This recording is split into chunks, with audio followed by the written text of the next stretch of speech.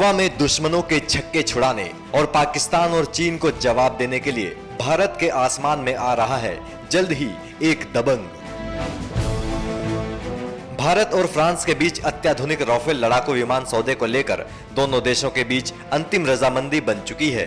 इस डील पर 23 सितंबर को दोनों देश हस्ताक्षर करेंगे। फ्रांस के साथ 7.8 बिलियन यूरो यानी करीब 59,000 करोड़ रुपए के इस सौदे के तहत भारत को 36 राफेल लड़ाकू विमान हासिल होंगे। भारत ने इसके लिए फ्रांस के साथ सौदे की पूरी रूपरेखा तय कर ली है और फ्रांस के रक्षा मंत्री जियां-यीव ली ड्रियान की गुरुवार से शुरू हो रही नई दिल्ली यात्रा के दौरान इस खरीद सौदे पर मुहर लग जाएगी। सौदे के बाद भारतीय वायुसेना को 3 साल के भीतर पहला राफेल लड़ाकू विमान मिल जाएगा। इस करार के 5.5 साल के भीतर फ्रांस भारत को सभी 36 विमानों की आपूर्ति करेगा।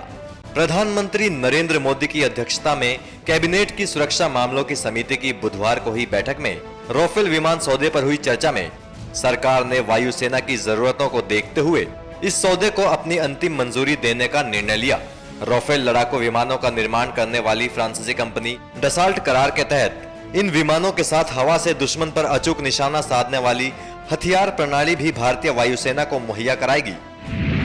में मीटियर मिसाइल और माइका मिसाइल प्रणाली से लैस होगा। राफेल लड़ाकू विमान मीटियर मिसाइल और माइका मिसाइल प्रणाली से लैस होगा। ये मिसाइल सिस्टम पाकिस्तान के पास मौजूद मिसाइल सिस्टम से ज्यादा घातक और संहारक होगा। सरकार ने रक्षा सौदों में होने वाली दलाली पर रोक लगाने के लिए डसाल्ट कंपनी की जगह फ्रांस सरकार के माध्यम से करीब 60 करोड़ के राफेल सौदे को अमली जामा पहनाने का फैसला लिया था। मोदी की फ्रांस यात्रा के दौरान इस पर दोनों देशों के बीच समझौता हुआ था, लेकिन विमानों की कीमत और सौदे की शर्तों को लेकर बातचीत चल रही थी।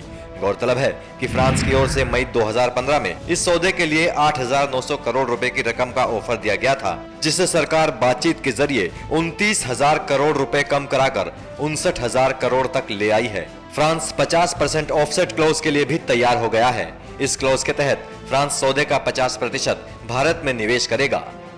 एनएमएफ न्यूज की रिपोर्ट।